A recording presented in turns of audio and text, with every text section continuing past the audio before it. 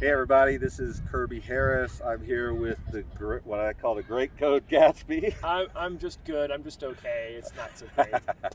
I guess some would consider him the bad Goad Gatsby, some of his enemies out there. But anyway, this is a show I wanted to do for a long time called Frak Politics. Anyone familiar with Battlestar Galactica basically knows Frak. It's their version of the F word, and basically I chose that because actually my wife and my daughter told me to use it. And because it's basically just saying politics are fracked up, and but sometimes you have to be involved with them, like a necessary evil to be involved with them. But anyway, first person I wanted to interview was Goad Gatsby. I've been following him in his activity for a while, seen some interviews with him, and I just wanted him to be the first person. So you're the first person. Go ahead and tell us a little bit about yourself and how you got started. All right. Well, let's see. I'm a resident here in Richmond. I live right here in the Fan, not too far. We're at the VMA Sculpture Garden. But I guess like politically, I would put myself on the bottom left. Some would call me an anarcho-communist. Some people would call me a social libertarian. Yeah, I guess I would be an anarcho-capitalist, I guess, Yeah. or not quite, but something but close. It's somewhere in those details. It's well, just generally bottom left. I've been around to like a lot of activism. The first thing that really got me going was a group called Food Not Bombs, which does like free food distribution to anybody who wants it. Out of Monroe Park. It started in Monroe Park when I was a part of it. I've kind of fallen away from the group because of other activities, but also I was part of a lot of anti-war protests of the 2000s. I went on. I was active in like the Occupy Wall Street movement when I was in Richmond, and the past 6 years I've really focused my attention on like anti-racist actions of trying to like better understand groups and like research into like fascist, nationalist, just groups that I would call like would be like authoritarian, right wing, like so that requires like online research, like being in your room and like spending a lot of time online, but also a lot of time like in person trying to hit the pavement. And the last 6 months though, like because of how situations have changed, I've been covering a lot of street protests in Richmond, the Black Lives Matter movement stuff, and focusing my attention on a lot of like yikes. It's a windy day here. Yes. But yeah, I've been focusing my attention on police abuse. Now I know you. For those watching, I'm trying to weigh down the camera stand.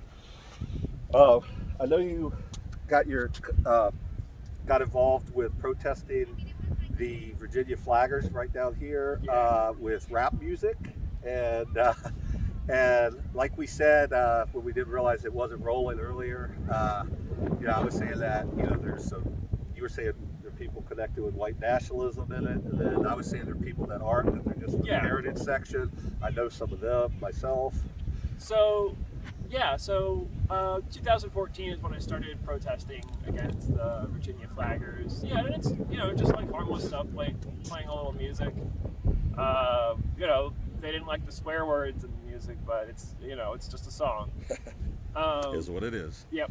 I don't like their flags. I don't like our music. We're gonna have to find a way to somehow come to agreement on this. But as I was starting to do research on like who was who in the group and like what they believed in, instead of just like approaching it as like all things Confederate are bad, it's like why did someone get into this and like why in the first place? Yeah, and like so when I started to find like connections, I saw like a lot of individuals were tied to groups like League of the South, and which is a long like Southern nationalist, white nationalist group, and and there were other people who didn't believe in that, and I think like a lot of people have left Virginia flaggers and left like different found other ways to like advocate for like Confederate heritage and like historical programs like that, and some have stayed, and I think trying to like find like what motivates someone to do this, and like it's kind of slippery grounds on that, and like trying to figure out what comes Varied, next. you would say, varied. Each person has a different reason. Yeah, each person has a different reason.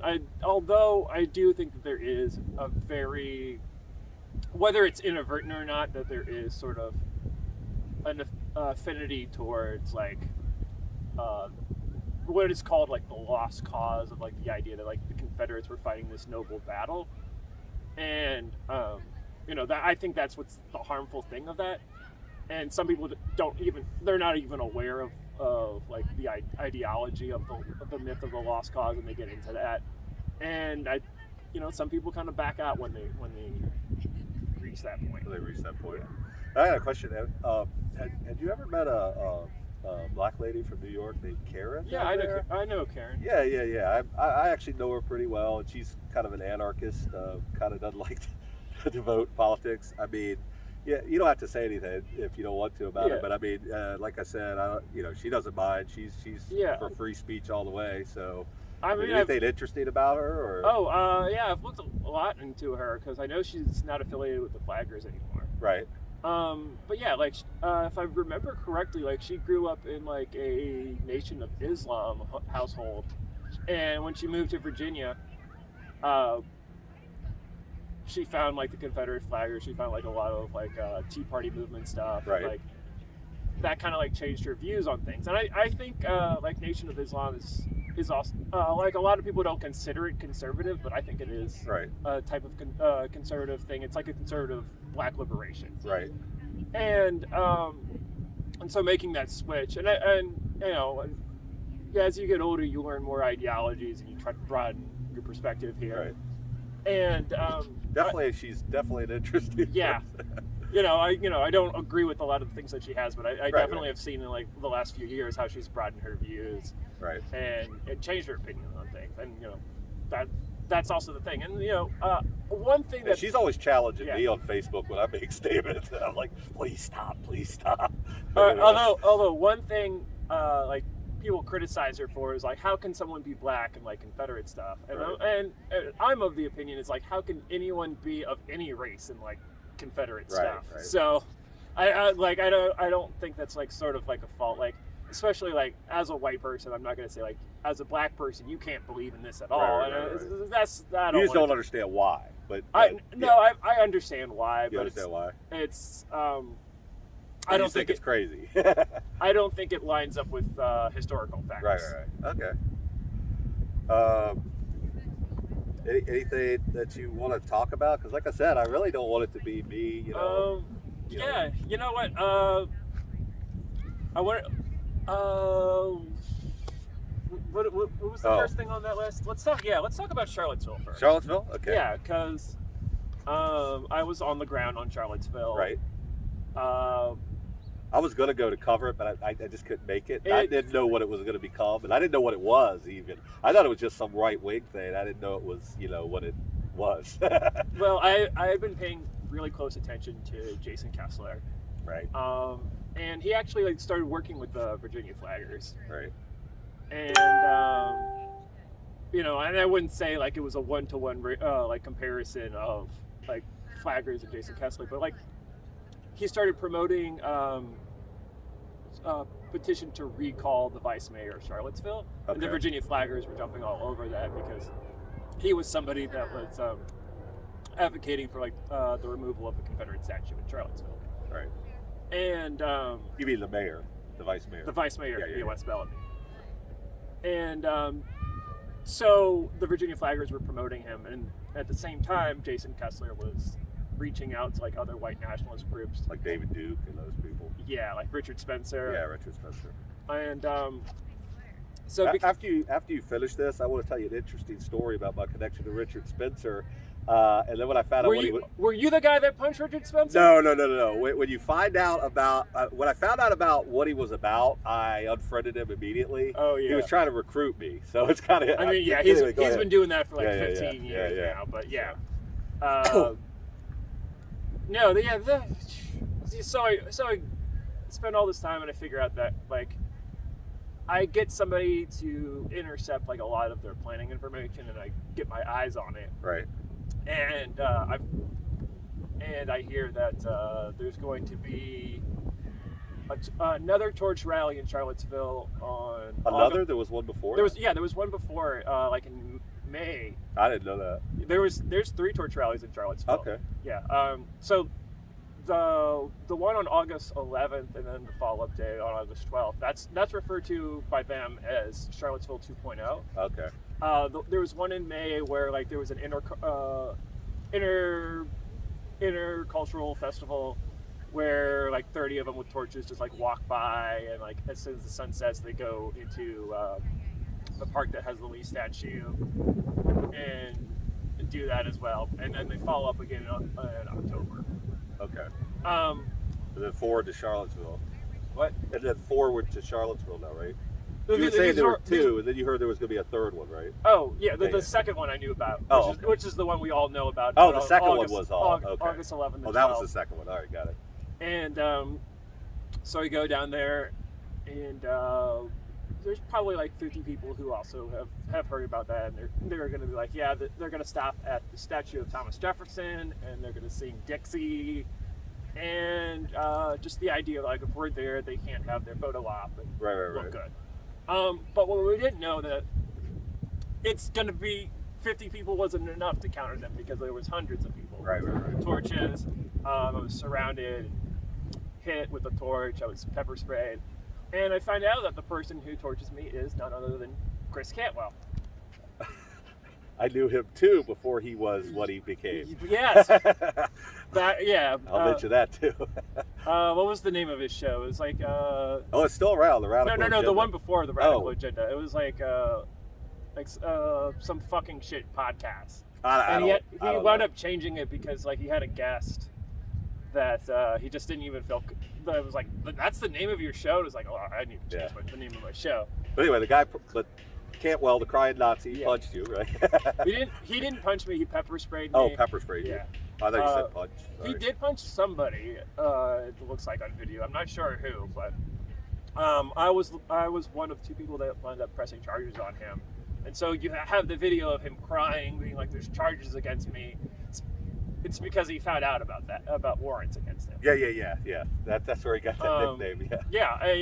I'm not somebody who enjoys going to the law, but it's like sometimes you have to. Yeah, it's in a situation is like this is not somebody who's willing to like sit down and work with problems and figure things out. So your only other option is to either be violent with him or to swear out a warrant. And it's also really bad in Virginia is that there's a warrant system that's pretty much just a race to the magistrate. Right. Because you can just go there and say things that aren't true. You do set yourself up for a perjury case if you do that. Right. But like you can it looks better in front of a judge who went first to file a warrant. So I was like, what if he claims that I hit him? Yeah. I need to file a warrant whether I want to press charges on him or not. And I actually wound up agreeing to let him plead down to misdemeanor so he wouldn't have to serve any more jail time. Okay. So I just wanted him out of the state. Yeah. Well, see. All right, I was very involved with originally like Ron Paul and all that because I was into anarcho kind of capitalism. Even though I didn't really know what that was. I'm more of a minarchist. Most people don't know what that is, but it's like almost an anarchist, but not quite. Yeah. But anyway, so I was involved in the libertarian movement, stuff like that. I'd always kind of had those views, and I friended someone named Chris Cantwell, and I'd had discussions with him and stuff like that. And when I first knew him, it was a shock when I found out what he'd become. Yeah. Because I had kind of lost touch with him, but I knew him as just this libertarian guy, kind of an ass, but libertarian. He didn't seem to really be sexist. He didn't really seem to be racist. He didn't seem to be any of that. Just pure libertarian. And then I from time to time I'd catch a part of his show, and I started hearing some sexist stuff, some anti-Islam stuff occasionally, and I'm like, ooh, he's kind of going the wrong way. But he still wasn't full-blown racist. And then finally, all of a sudden I see the Vice thing, and they say Christopher Cantwell. I'm like, that can't be the same guy.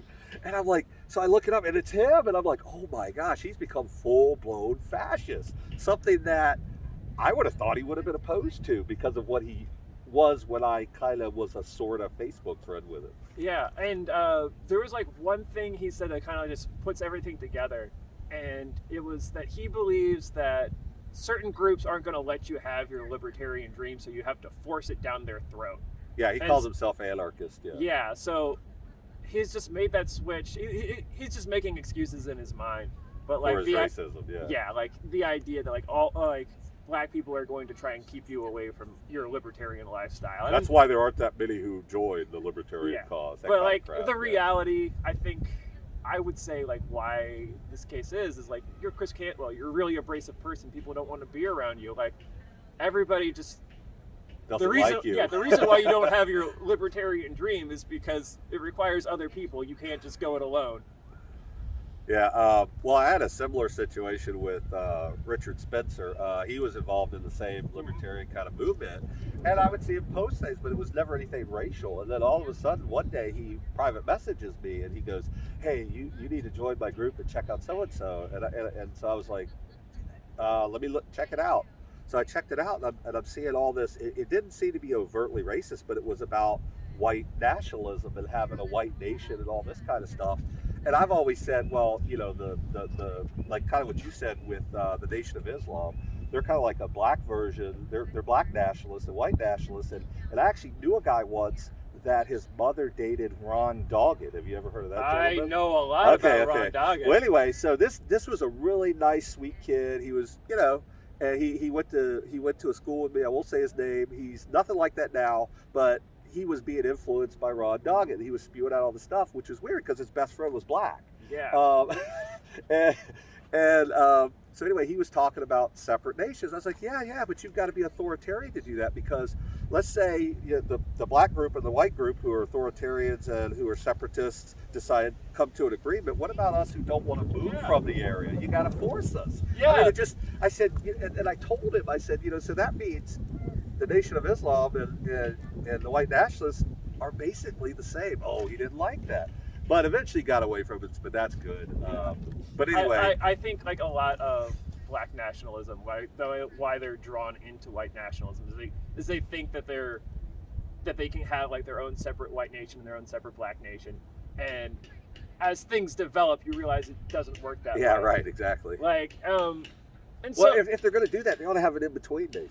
Yeah. The West Coast, the black nation, the East Coast, the white nation, and the in-between. And definitely, and I feel like a lot of them aren't serious about this, because if that was the case, like they would start to build like like communities around white nation, and then like try to expand and have people like voluntarily go into that. Kind of like the co-op neighborhoods where people are either all socialist or they're all anarchist, and they create a little community first and they build out from it. So you're saying they would do something like that? Yeah, but that would be how they would be serious about it. Instead, they want to co-op like the nation, the state to do that for them, instead of like finding people who want to voluntarily do it. Right. That's why Chris Cantwell doesn't make any sense, because he's an anarchist, but he's willing to grab the state to create a separate force. Usually, like when there's a big contradiction, you gotta say like, man, this ain't it. So when I checked out Spencer's thing, and like I said, it wasn't overtly racist, but it was the white nationalists. I was like, no, dude, that is nothing to the libertarian movement that you're supposed to be a part of. He goes, it fits perfectly, and I'm like, no way. And I'm shouting to him with private message, and finally I just got, I didn't unfriend him because I wanted to keep an eye on him because it seemed kind of sketchy. So I kept him for a while, but eventually I think he got rid of his account, but I think Facebook got rid of it. Or maybe that, after his account was gone. Yeah, after the Vice documentary, a lot of social media companies said, you're not worth the revenue you bring in. Right. In fact, when he was on Gab, You know about Gab? Yeah. He kept on. He was one of the biggest profiles, if not the biggest profile on Gab. But he kept on like talking about like, if you're gonna do a mass shooting, why don't you do a mass shooting this way? And eventually Gab was like, Too radical for Gab. you are going to have them shut off our servers. Goodbye, sir. So he was too radical for Yes. Gab. Yeah. So, like I mentioned Ron Doggett, and you actually, like I said, I learned about him in the 90s from this kid. Well, no, I would see his show, and I'm like, what a racist, you know? Yeah. Stupid stuff like black brains are smaller, all that kind of nonsense. And public access let him do it. And I'm like, why are you allowing this guy to... I mean, I'm for freedom of speech, but that's just, you know, that's just... Why would you allow him on your platform is what I'm saying when he does stuff like that. That is just not cool. So I didn't understand why he was even on public access. But then I kind of forgot about him. Then the kid brought him back up. And then he ran against Eric Cantor because he was Jewish. Now, at the time, you know, I kind of grew up Republican GOP, but I got away from it when I got older. And like I said, more libertarian, not necessarily the party. But, and I came to kind of be against Eric Cantor myself, but not because he's Jewish. Yeah. It's because I didn't like his politics. So. Like I don't like Eric Cantor either, but like understanding like his Jewish faith, like that's actually one of the pluses going for him. Like that he's dedicated to a faith and that he really believes in. Yeah. So, anyway, anything else on that list? We covered Flagler, Charlottesville. I mean, if you want to talk more about any of them, just go right ahead. Well, you know, you were telling me earlier about how you had been following the protests this past few months. Right. And I was in the first one. Yeah. But not as a protester, as press, even though I support the protests. Yeah, I think one thing that sort of get lost, you know, because I can't tell you what's happening in every city, but I can tell you what's happening in Richmond. Right, same here. Is that, you know, you're having instances where police are initiating conflict with protesters. Yes. And, you know, like this last one. Yeah. Because they were all peaceful and then they just came in and, yeah, go ahead. Yeah, you know, that's definitely been the problem with police abuse nationwide, but particularly here in Richmond, is that like police aren't being held accountable. Right. And you would want to come up with like some type of system that said like, if we're going to have a state where there is police, that if police overact, there would be penalties to prevent them from doing that. And you know, since May, there hasn't been really anything that does that. There's been like new laws that have been passed, but unfortunately, you know, they don't completely outright ban use of tear gas or no-knock raids. You know, there's ways to limit it that were put on, but like well it's kind of like Rand Paul tried to do Breonna's law that would get rid of no-knock raids, but nobody was interested. I don't know if it's because he was a Republican or because he's big on that kind of stuff. I mean, whether you like his other stuff, he's at least good on that kind of stuff. Yeah, even if you don't like someone and they're going to pass the law that you like, you should go, let's work together on this. Right, exactly. But I would feel like it would be his Republican colleagues that aren't pushing this. Yeah. You know, and that would include Mitch McConnell. I don't know what would stall things up in Congress to have that. Well, now back to Richmond. What I noticed, and if you have a different view of it, just blurt it out. But what I noticed, Mayor Stoney, all right, he would like one second he would be like he's in charge of the police, so he's allowing them to gas and go after innocent protesters. But then, like the next week, he turns around and he says police aren't allowed to go to the area at all. Yeah. And then someone complains about that, and then he switches back to brutalizing the protesters, and then he switches back to don't go near there. Then it was like depending on who's mad at him, he would switch his position. So. Is that wrong? I mean, does that seem sort of right or close? Or I mean, that's just my observation. I wouldn't say he switches position. I would say that he doesn't have a position, and he's sort of just like having press conferences based off of public narrative at that moment. Right. Well, I know for a fact that for a week, maybe a week or two, the police weren't allowed to go to the area, and then they were allowed to go back and abuse people again. It's like it was like because I actually called them and said the different police. I was saying are you guys not in the area anymore? And they're like, we're not allowed to go there. State police said that too. They said the state police said they had some troopers there, but they worked for the Richmond police. And I was like, what? They can't do their own thing? I'm not entirely sure exactly the details on that. It seemed like there was a slowdown. That's when they were probably told not to mess with anybody. Yeah, I think the police, as a protest against the governor and the mayor, probably had a slowdown where they would say, like, we're not going to do anything until we get what we want. Well, see, I noticed that the reason I thought of that way, because it correlated with a story where people were chewing out Stoney about the violence, and then and stuff, and not police violence. They're only talking about the protester violence, supposedly. But then after that story came out, then all of a sudden he switched to nothing for like a week or two, that lull you're talking about. And then all of a sudden he switched it back on when they're saying, you're not letting police go in. And I fought for hours with people over that narrative. But like the thing here is, if somebody smashes a window or sets something on fire, like does property damage, like first of all, that's just property damage. Right. It can be replaced. But second of all, is like there's laws that get them in trouble. But for like when police do this, there's no law. Yeah, there is. So like I really don't like it when people like focus their attention on the property damage, because like odds are there's already an investigation and like there's technology to find these people. Right. So like I'm not going to worry about spending any time focusing on that. But what I am going to be focusing on is like, is there going to be consequences against the police? Like, because like seriously risking someone's life over just property isn't worth it. Right. And the police are a protected group. Yeah. I mean, heavily. Yeah. And who's going to arrest the police? Exactly. If you say there's a guy, I'm not sure his political leanings, but he goes and he flashes police and gets them to pull over, and he goes up to him and he says he writes them tickets. And search the guy up. I mean, I don't know what his political views are, but he's pretty funny about that. Yeah.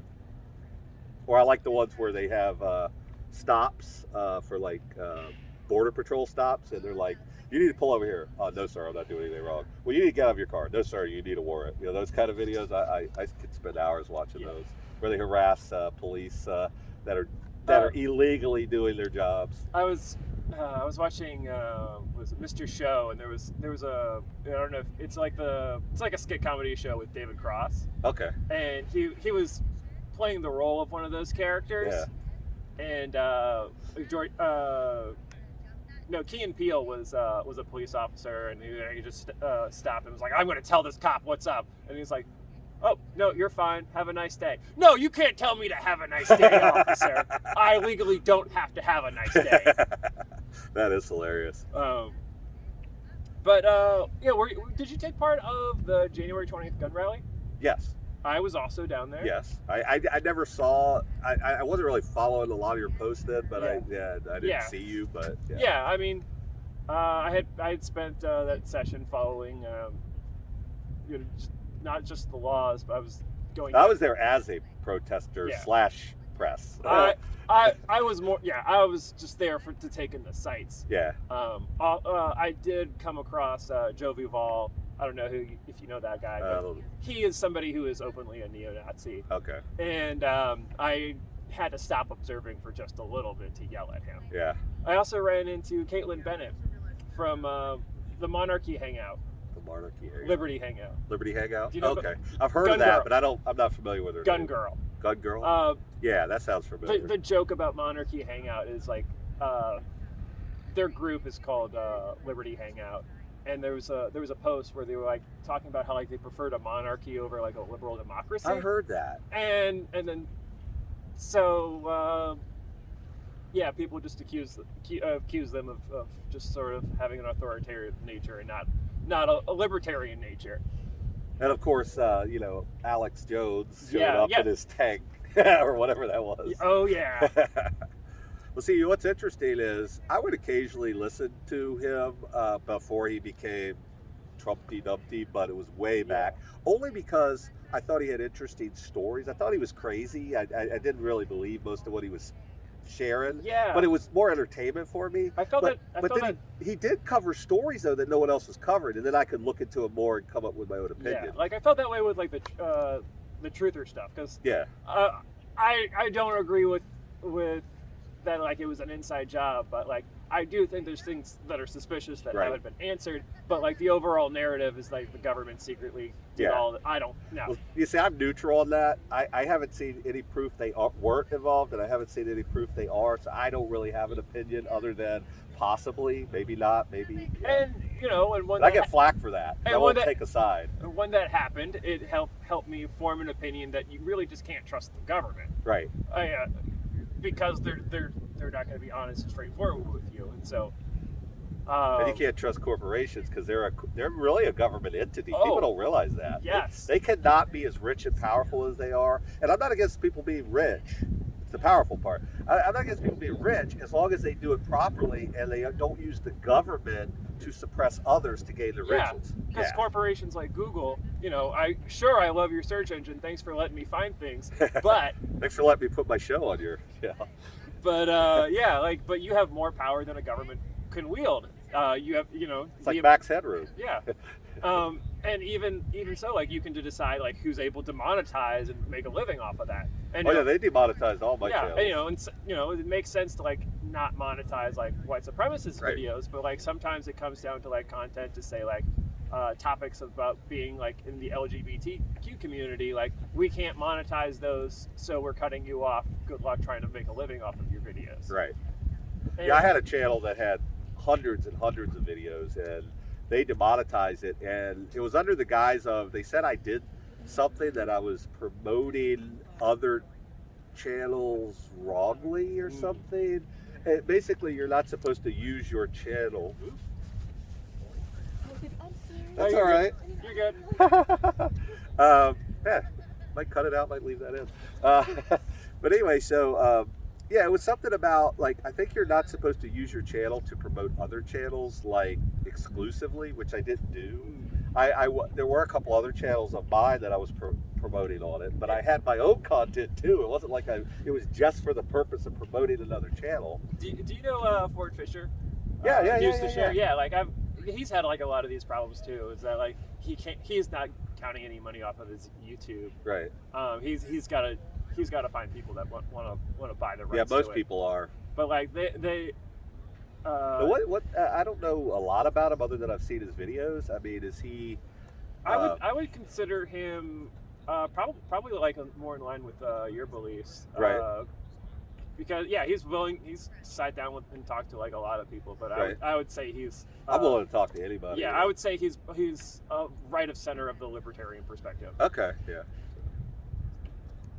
Yeah, because I was trying to figure out by his videos what he was. I really couldn't figure because he really doesn't give his opinion much. Yeah, he just follows people around. I really just tell people like, Ford Fisher, what he really believes in is he wants to watch the world burn and sell the videos. But that's the January 20th gun rally. I had an opportunity to meet Robert Evans. Okay. Are you familiar with him? No. He's got a couple podcasts, Behind the Bastards and It Could Happen Here. He's been a war reporter. He's gone to Iraq. He's gone to Rojava. I guess you call him like a lefty gun guy. Okay, a lefty gun guy. Yeah, and he's kind of like would you consider Antifa lefty gun guys? Well, a lot of them are pro second because they think minorities need. Well, anyway, that's another. Yeah, we'll get to that in a minute. Well, the John Brown Gun Club would be the exact group I would say that instead of just. I don't like to refer to things as Antifa because. Me neither. Yeah, it's broad. Yeah, it's sort of like referring to things as Christian. Oh yeah. Because like with Antifa, it's like Antifa. I have to ask you this question. Did you get your George Soros check this week?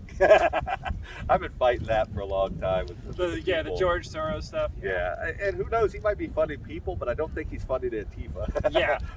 Look, the reality is like George Soros is like a neoliberal, like find ways to like.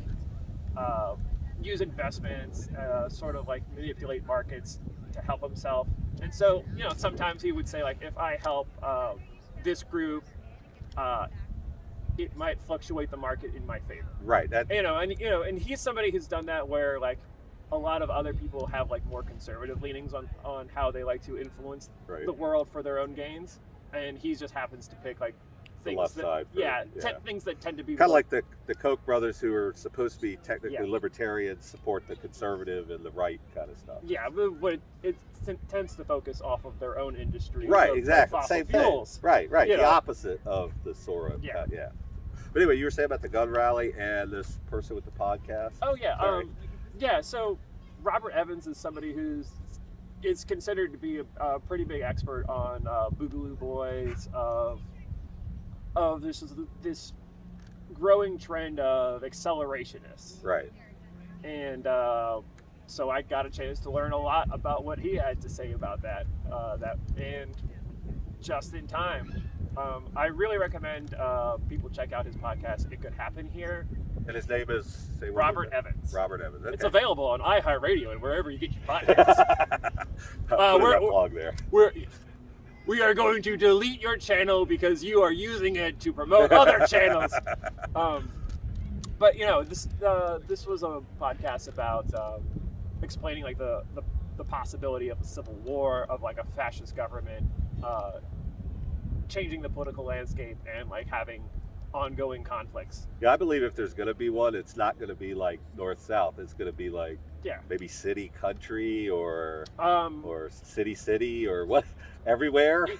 I would say probably the best way to explain it would be like, imagine the Kenosha shooting, but done at a much larger scale, like coordinated and in multiple cities on a reoccurring basis. Right. So like, what had happened in Kenosha, like I'm sure everybody's aware that, a 17-year-old was involved, and whatever the facts are, we'll let people do their own research on that. But like, he ended up shooting people. Yeah, he shot 3 people, 2 of them died.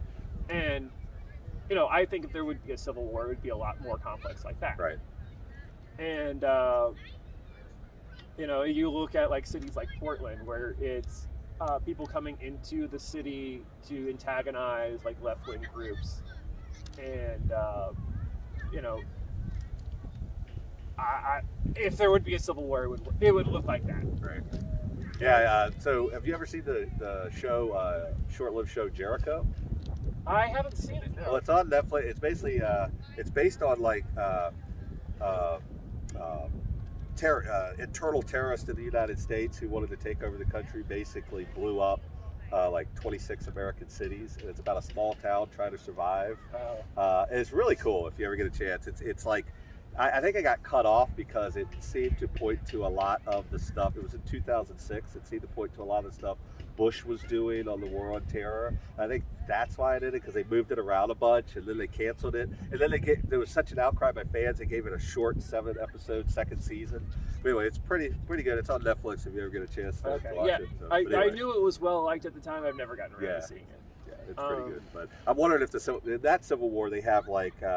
They have like 6 different people claiming the presidency, and then you got militia groups, and then you got gangs and marauders and all that kind of stuff, and it's pretty interesting. But you were saying about the Second Civil War, the Boogaloos. Oh, this guy. Yeah. Sorry for my tangents. Oh yeah, no, tangents are great.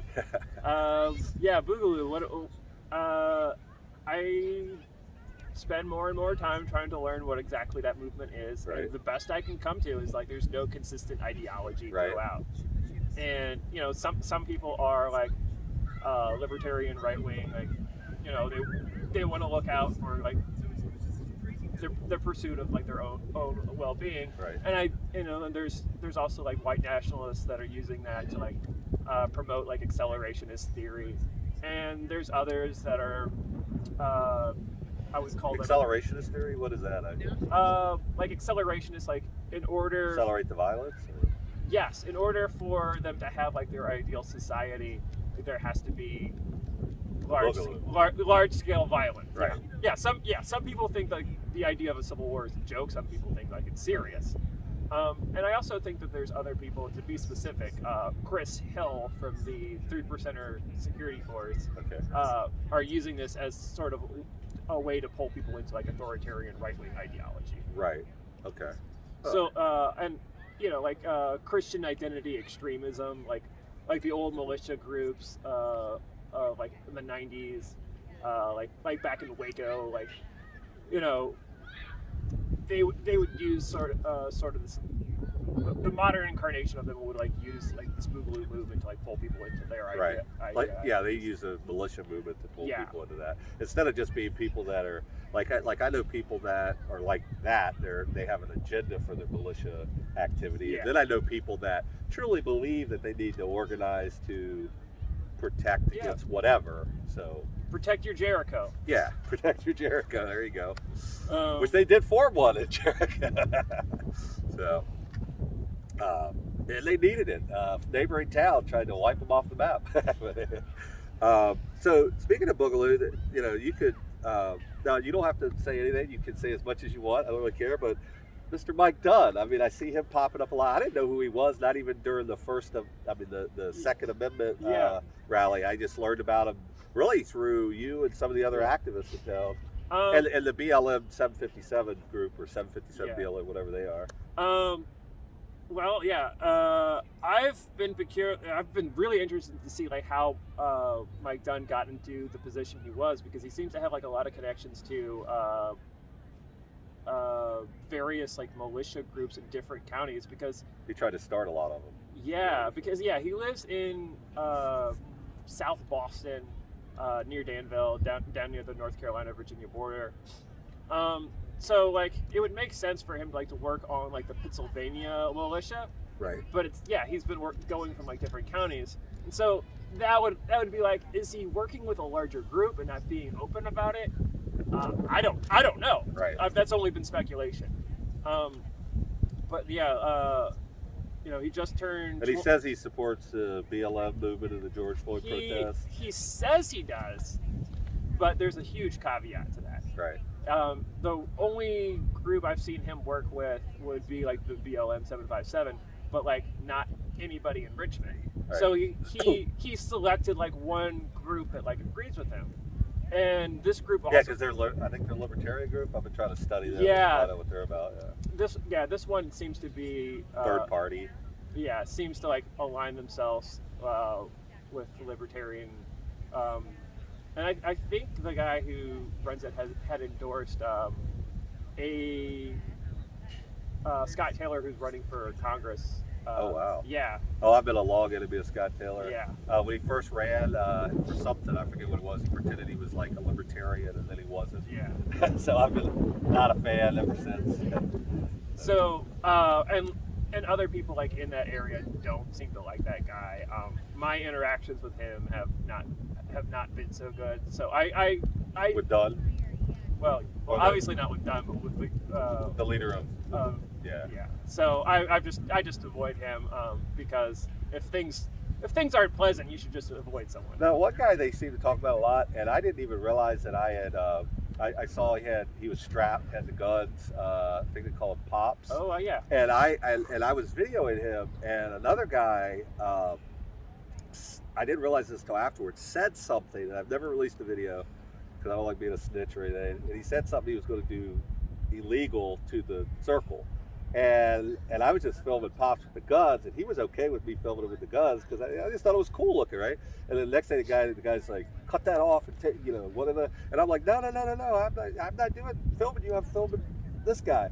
And he seems all right with it. He goes, "Cut it off," and the guy tried to lunge at me and all that. And not the pops guy, another guy. And so finally another guy said, "De-escalation," and grabbed me and started walking me off because neither one of us was going to stand down. And then later when I looked at it, he was planning something. Well, he at least stated he wanted to do something for illegal activity. Well, that's why he didn't like me filming him. But anyway. I've in terms of pops, I've never had any problems with him. But one thing I got to tell everybody is that like a camera recorder is a cop that you don't know yet. That anything you record that like the police can use against you. Right. So even if you say something as a joke, the police can use it as against you. Right. So be careful when there's a camera on you. Yeah, I was basically just I wanted to film the memorials, Yeah. and I wanted to generically film the area. It wasn't during a protest; it was just in the middle of the day. Yeah. And I saw the guns, and I was like, wow. And the thing is, you know, most people don't think of African Americans as gun guys, and that's why it was kind of fascinating too. I did because I know guys that are, but I mean, I'm just saying most people, left or right, don't really think of that as a thing, and so anyways, but and it's really unfortunate that right now the city of Richmond is trying to use new powers to have jaywalking laws. Well, they're implementing ordinance laws that have right-of-way passages, blocks. No. Well, we're gonna skip things I may or may not have charges on. Oh yeah. But I was just talking in general. Oh no, yeah. Wink, wink. Wink. The city ordinances, they're allowed to ban firearms in parks. Right. And also at protests. Right. Or adjacent protests. Yes. So. Full disclosure, I actually know Councilman Addison. Mm-hmm. He goes to the church I go to.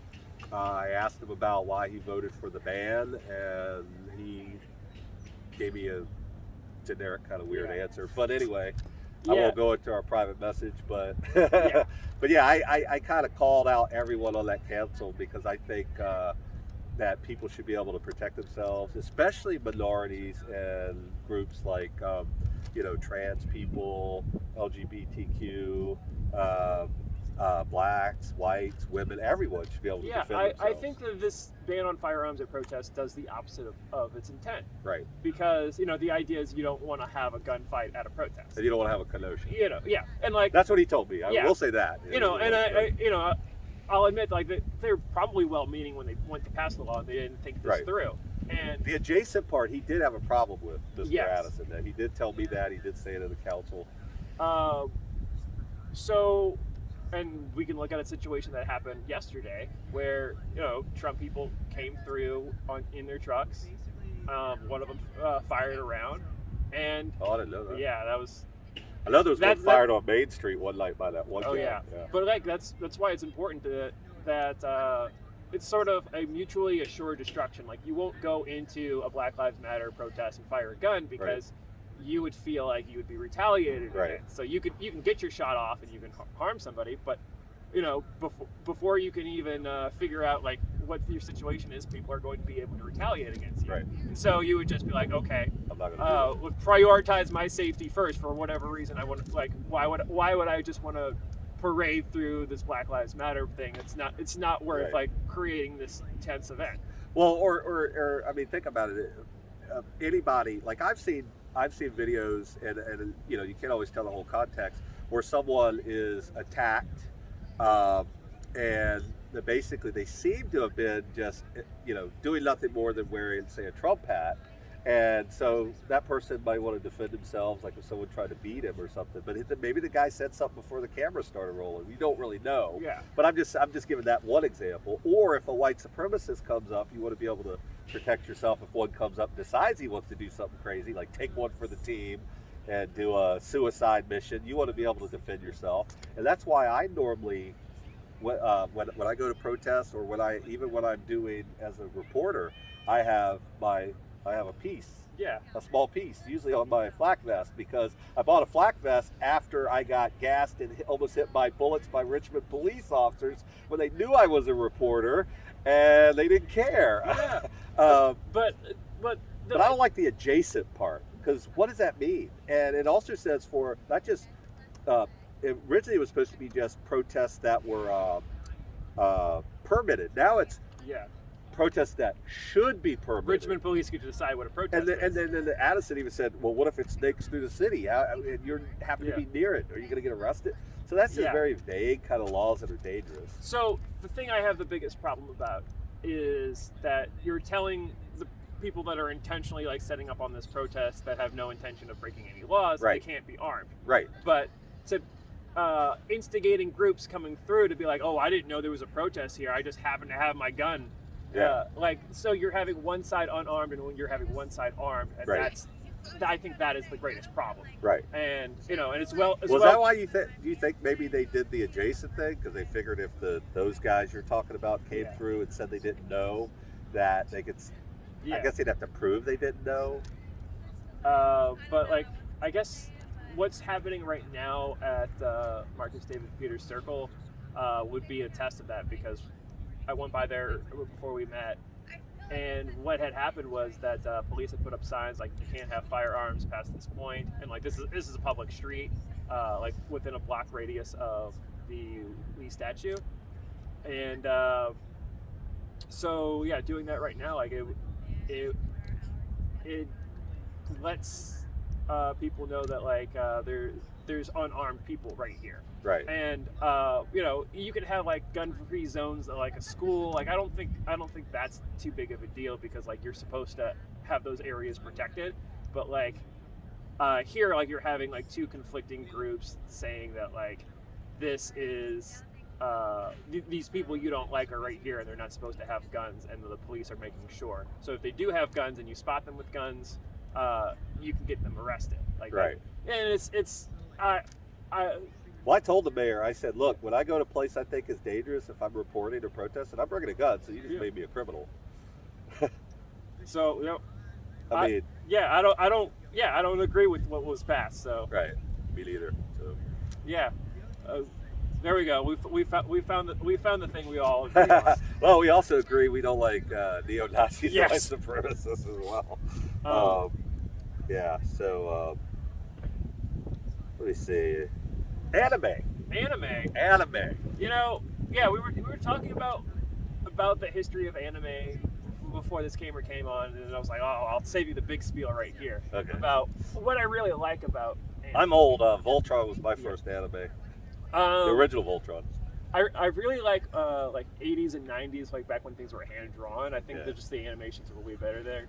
But I think like the storytelling in anime is really just like top notch, because I guess you can go back to like right after World War II, like Japan is in like a crisis of its own identity, because like they used to be an empire and now they've accepted And they were very authoritarian. a different type of life. And giant robot animes, like Gigantor, like you have this kid with a giant robot, and it's really like a metaphor for like the post-World War II generation of children of like they need to like pick up the mantle for like Japan and like fight in war.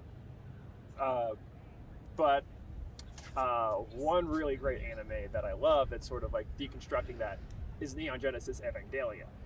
Okay.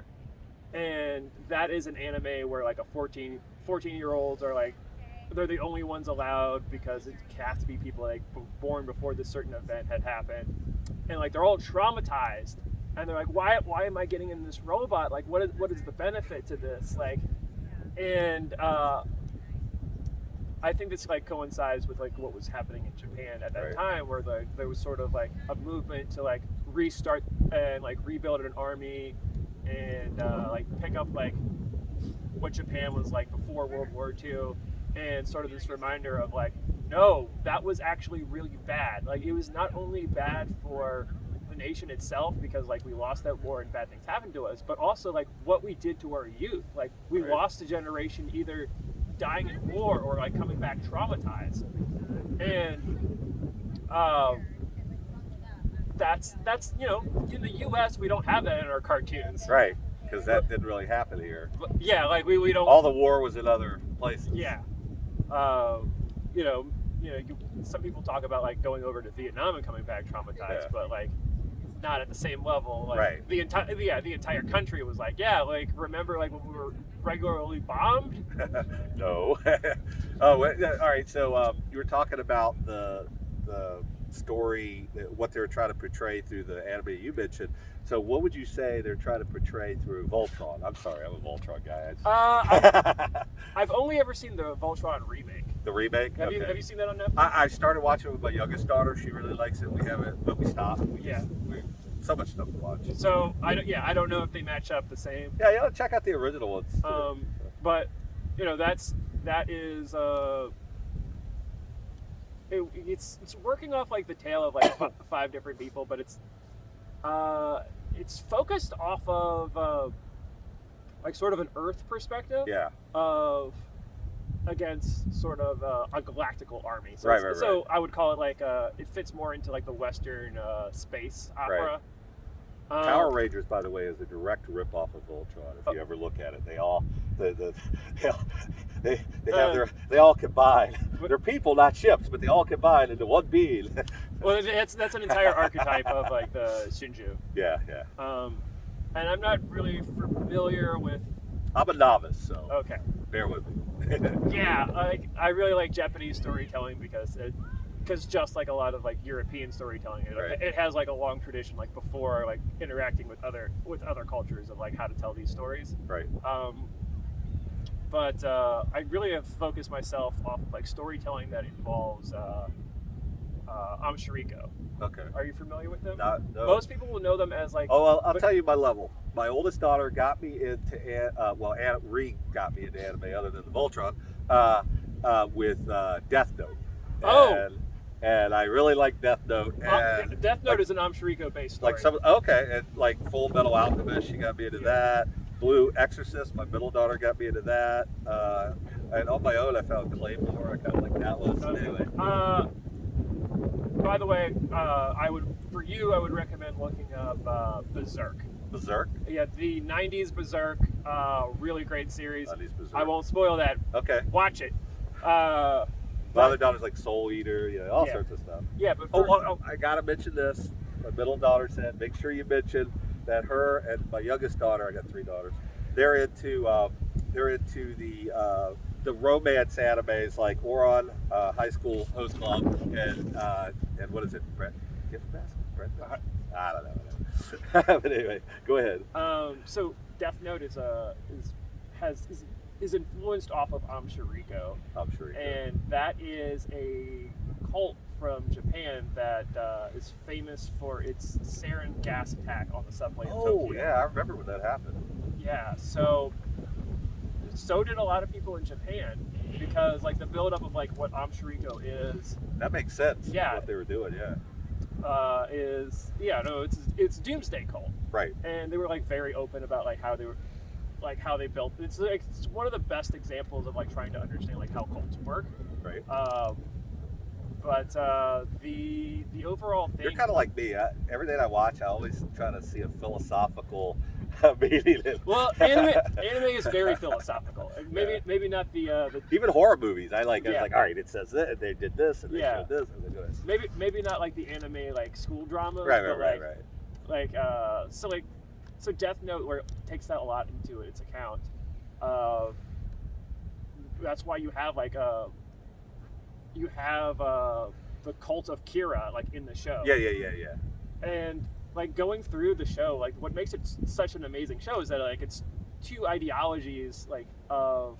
You mean a Death Note? In Death Note, yeah. It's the ideology of light versus the ideology of L. Right. And all of these different factors come in between their battle. And I watching the show, like I see that like L isn't trying to like, he is trying to solve the murder, but he's also trying to figure out this ideology of like, why would you just kill somebody? Right. Exactly. And he's somebody that doesn't believe in any type of killing unless it's somebody that has been tried, has gone through the system, and has been justly convicted. And the killing that's going on is vigilante justice, which L is against. Yeah.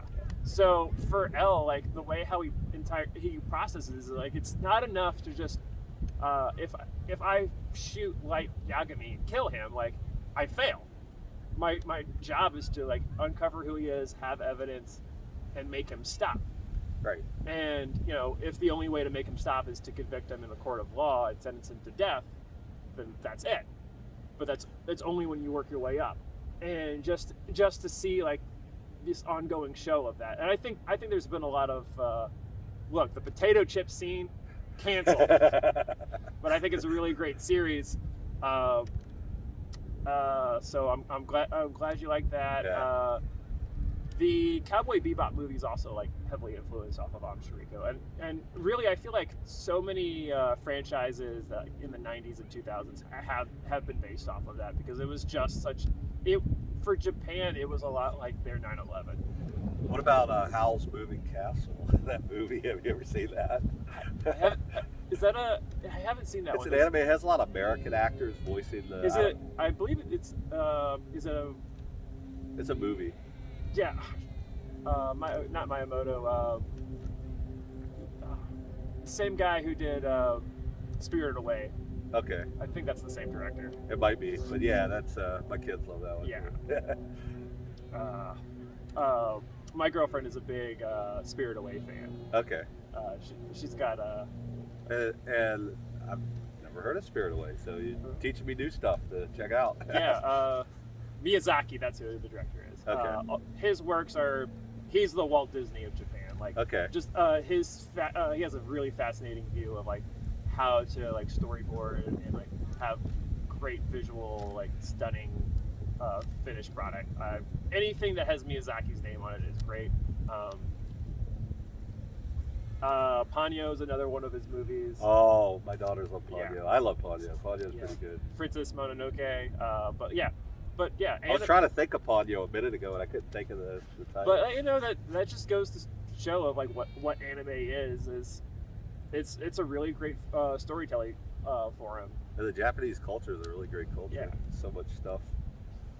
From samurais to whatever. But like it's Robin. Japan is very unique because where there was like so many European empires, Japan is like the Asian empire. Right, the Asian feudal empire. And but the way how it changed like not becoming an empire is sort of their Pretty identity cool. crisis. Yeah. And now in the Western world of the United States and Europe, like the idea of an empire is ending.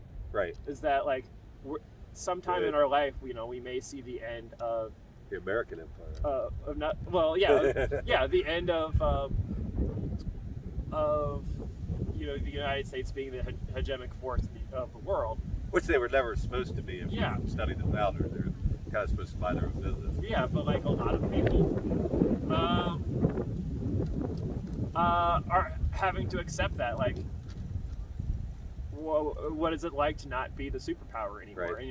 And, Japan had to face that in the 40s and 50s, and subsequently, like, there's been two different directions that the country has gone to. There's been like an extremely like isolationist view of like keep all the foreigners out, and there's other ones that are like very welcoming to be like we should welcome like other people coming to our country because like we don't have the best way of life. Right. We have a way of life, and we need to welcome others. Right. Someone's going to ask you, have you tried Robin Spot? Yeah. Up there on across from. Robin Inn. No. It's the ladies from. I can't remember where she told me she was from. There's a little place across from the village. It's catty-cornered to the village. It's called the Robin Spot. I thought you said Robin Spot. Oh no, not Robin Inn. Yeah. No, the ramen spot. I haven't had their ramen. I'll check it out. It's traditional. It's pretty good. My daughter didn't like the eggs. Okay. I don't eat any meat products. Okay. Well, So- they have vegan stuff there too. Yeah, so usually like when I go to a place like that, their menu is very limited. I just go, I could have probably made something better from home. Right. But yeah, you had to at least try it once. Yeah. It's pretty No, good. where did I go? I went to Tenkai downtown. I think it's off of 5th Street, and they seem to have good stuff. Yeah, there are a lot of places I want to try. So, what would you say your favorite music is? Just ask some general questions, though. Some general questions. I'm a hip hop fan. Hip hop. So sort of like this mid 2000s underground hip hop of like Definitive Jux or Anti-Con Records seem to be like two of my favorite styles. That seems to be like sort of my favorite era of hip hop, and that's also like sort of like when I was 18. Yeah, I was in the most able to be influenced by music. Yeah, I was in the I guess the early stuff. Yeah. Like LL Cool J and Run DMC and Beastie Boys even, and the old school more fun stuff. But I also like some of the political stuff too. Yeah. Even though all of it was sort of political. Then I remember. Oh, this is a funny story. In the '90s, Ice-T came out with the album with his band Body Count. Yeah. Cop Killer. Yeah. And I mean, everybody was going nuts over this thing. So what I did was, I wasn't even sure if I would like the music or not. And I remember seeing Ice-T in like Breakin' and the movie Breakin', which the Boogaloo name came from, Breakin' Boogaloo 2. But I remember seeing him in movies like Breakin' and stuff like that. He was a DJ and stuff like that, and always like a hard ass type, and it's kind of funny. He's now a cop on TV, but he did Cop Killer, and I'm like, you know what? Whether I like this album or not, I'm gonna go buy it because it might be valuable, because they say they're gonna ban it. So, by the way, Ice-T or Body Count played Richmond a few years ago, and I got to see him. Yeah, they reformed. Yeah. Yeah. So, it was great for him to take some time off of Law and Order SVU to play Cop Killer. So, now where did you get the name Goad? Goad is my last name. Oh, Goad's your last name. Goad Gatsby. Yeah, Gatsby was given to me because people didn't know what my last name was. Okay. And they thought my first name was Goad, and so they're like, "What's his last name?" And people just started calling me Gatsby. Okay. And it just really stuck. Yeah, I didn't know if it had some other meaning. The accidental name. Yeah, I am a fan of the book by F. Scott Fitzgerald, but it's more of a coincidence of how it came to be. Now, now this is a general question, but like you see this name on the top. Do you have anything to say about Mike Dickinson? Who all you guys are evil, and he's gonna just stamp you out. Yeah, I had talked about with somebody. There was just a really long piece that came out yesterday about Mike Dickinson. I spent like an hour and a half talking to the guy. But the thing here is, in 2014, he was a Democrat. Right. He was on Hannity. I saw that clip. Yeah. I think you shared the clip where he says, "You're going to lose." Yeah. But you think he's talking about now, but he's talking about he was a Democrat. But and he was for Obamacare. He was, he's the opposite of what he is now. Yeah, he was against the NRA. He was against this excessive gun ownership. Fox News was evil. Yeah. All that kind of. But now he's taking a complete 360, and it's really not so much of his views have changed. He has just chosen a different side of tribalism. Kind of like some people argue Trump did, because Trump, supported the Hillary Clintons and supported the swamp and had a lot of quote unquote liberal or whatever views, and then right before he decided to run for GOP presidency, I say this all the time, people hate me for it, all of a sudden he's conservative. So he's fighting a cultural battle. He's not fighting an ideology battle. Right. And so that's clearly the thing, though. But who he's decided to align himself around by saying he's against criminals and he's tough on the law, but he surrounded himself with the Proud Boys, who are known to agitate and fight people and get in trouble. Convicted felon Roger Stone. Yeah, Roger Stone. Nixon left over. But also his style of business is I can't prove it, but I feel like there is some unlawful activities going on through his various businesses that he's been affiliated with. This Law and Order thing is just Law and Order for my opponents, not for me. And he's what is it? Make Richmond Great Again. He's borrowed the whole Trump motif. Same thing with Miss Amanda Chase. Yeah. I never trusted her, but she was running against originally a guy who. I'll just say not a great guy in my opinion.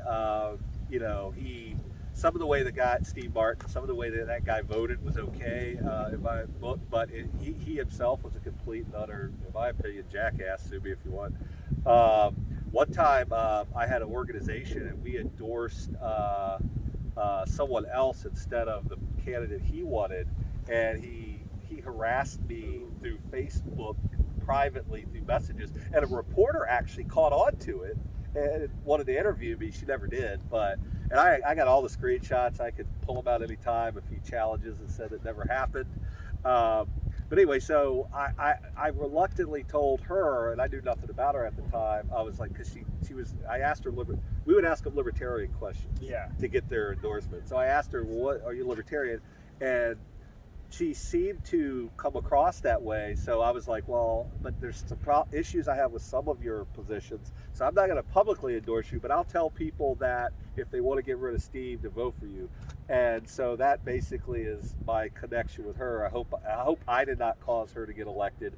I cannot stand the woman. I think she is a phony. So, anyway. And the thing about elections is that you're trying to predict what the future will be. Right. And when you don't have all of these materials to let you make that decision, and when we go into elections, like sometimes we get bad people. Like I remember going to the 2016 election. I voted for LeVar Stoney in 2016. I live in Chesterfield, so I can't. Knowing what I knew at the time, it was the best choice. Right. But looking back at like other materials, that's not so much the case. Right. And like one thing that I thought was going for him was like his connections with like higher elected officials. Right. And that's actually something that's actually not good. Right. Because now he's making decisions for Richmond, not for Richmond, but for the rest of the state, because he wants to find a stepping stone to move up into a higher sphere. And had I known that, like how he would be making his decisions, I didn't think he would like go to Dominion and be like, yes, I would love to promote your Coliseum deal, because when I run for a higher office, I know I can count on you to support me. And that's politics. Yeah. That's not what I voted for, and that's what I got. Yeah, like I have a story like that. All right, with Baby Bush, when he ran for president, he ran on a non-interventionist policy. He basically ran as a libertarian. And I was still part of the GOP because I was raised in the GOP from a young age, and I finally had a long way out of it, but changed views over the years. But I was always mostly libertarian even then. And I was like, that guy has my views. So I voted for him. And then it ends up, and then maybe 9/11 changed some of that, but then he was nothing like what he said he was running as. And that kind of opened my eyes to the GOP. And then stuff like Cantor, I believed his spiel about him. And then, he's this, he's this, he's this, he's this. And then when I started looking at his record, I realized he wasn't what he was saying he was. And that's when I kind of worked to defeat him. And I worked really hard with different groups and different people to... Well, you were on the Dickinson campaign, I see. No. But me and a bunch of other guys, kind of like a band of misfits from different ideologies. And when Trump came along, some of these people were following him. And I'm like, how? Wait, you were with... but anyway. Yeah. So basically, and just for everybody knows, a lot of people already know this, I can't stand Trump. I think he's a phony all the way. I think he suckered you guys into thinking he works for you. For so many people, why is this a shock to you? Like, he is a billionaire. He lives in a golden penthouse tower. A golden toilet. Yeah, like, this guy is only for himself and people that are part of his organization. Like, it works just like a cult. Like, if you help him, he will sneak around and circumvent the law for you. Right. Like, if you don't help him, he doesn't care. Yeah, but basically, what I'll say about all that is like the divisiveness and the tribalism. I'm totally against it. I have to say I've been part of it in the past, and I just hate it with my soul. I believe in truth and honesty. Kind of like one example, and I'll explain to you real quick, with the whole BLM thing, you get a lot of these conservatives that are posting this thing saying that they're all terrorists. Well, not even that. They're all anti-white. This is a little more specific. This is a thing that I've debunked, and every time they say it online, I debunk it again. Basically, they're like, all right, if you go to BLM, you put in BLM.org, and it takes you to, and you hit donate, it takes you to Act Blue. And they give all that BML money to Biden or Marxist, whatever. None of it goes to BLM. And I'm like, really? Let me check this out. So I followed it. I did all the stuff, and then I did some research, and I realized no, Act Blue, even though they're a PAC, they're basically a left-wing PayPal. They only take a small percent of every dime raised, just like PayPal does. Yeah. It's no different if you donate to any group or any organization that uses PayPal. They take a little percent, and then PayPal spends their money the way they want to. Well, Act Blue then takes their little percent, yes, spends it on left-wing causes. But it's a lie that all the money that you get to BLM goes to Act Blue and then to Biden. You know about the thing, And it's like it's not true. They won't listen. Oh, you're brainwashed. Oh, fake news. My personal favorite is the website Antifa.com. Goes. I was about to mention that. And it's like anybody can just register a website. Now, originally, that website, I did some research. It was owned by probably a legit Antifa group, but at some point they sold it. Yeah. And then someone else bought it, and I can't figure out who bought it. So anybody. Yeah. And I try to tell them that, you don't know how the interwebs work, do you? Yeah. So, anyway, I really enjoyed talking to you. I feel like even though I don't drink alcohol, I could drink a beer with you, that kind of thing. I'm also a non-drinker. Okay. I'll have a Mountain Dew to that. We can drink a soda together, or a bottle of water together. Definitely feel like you and I, could be friends, not just people that talk to each other about stuff. I really enjoyed talking to you, and everybody, just make sure you subscribe to the channel wherever it is. You do the likes, you do all that kind of stuff. I'm a little out of practice, so don't hold it against me. Anyway, good talking to you. And thanks for editing to make me look like I'm really stupid. No, we don't do that. This is going to be a straight shot, other than that gap where I walked off. But do you have any last words to say? You want to just something very important to you? You want to get out there? Hey, folks. Thanks for sticking this long through here. If you're interested in sort of anarcho-communist ideas, maybe you should look up people who've put in more work than I have. There's really great people out there. I got inspired off of Crime Think. I'm not sure how active they still are, but there's also really good YouTube channels. I recommend people like Non-Compete, American Johnson, or Thought Slime. If you wanted to learn more about my perspective, they offer videos. They spend a lot of time making videos if you want to learn more. Would Proud Horde be in your perspective? Proud Horde? Yeah, he was back in the 18-somethings. Check him up. I think his name's Joseph Proudhorn. A lot of people label him as kind of anarcho-left. He was basically, even though a lot of anarcho-right people like him too, he basically was against the Constitution because he says that it shouldn't bound us to something we didn't agree to. Stuff like that. But he's very interesting. You check him out sometime. All right. Well, I'm not. I haven't heard of him before. Yeah. So, anyway, that's it. See you later.